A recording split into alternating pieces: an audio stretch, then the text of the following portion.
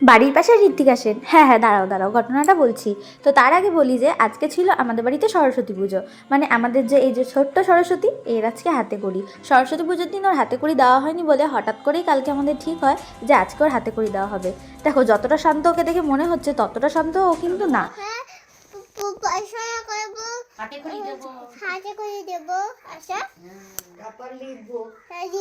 আমার দিকে তাকিয়ে বলো, পড়াশোনা করবা?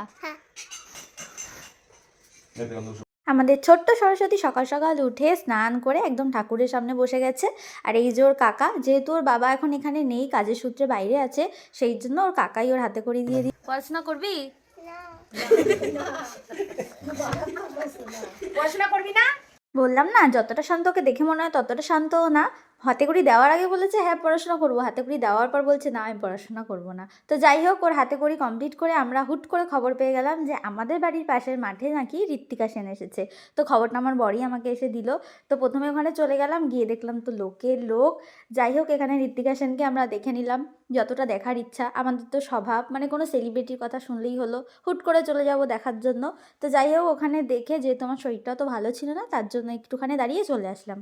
তো যাই হোক, তোমরা তো দেখে বুঝেই গেছো যে ঋত্বিকা সেন এখানে এসেছিল কোনো কিছু শুটিং করতে। তো এই যে কোয়েলের সাথে ইয়ার্কি করতে করতে আমরা বাড়ির দিকে যাচ্ছি। তো ভিডিওটা ভালো লাগলে কিন্তু অবশ্যই লাইক কমেন্ট শেয়ার করো ও দেখা হবে নেক্সট ভিডিওতে। টাটা।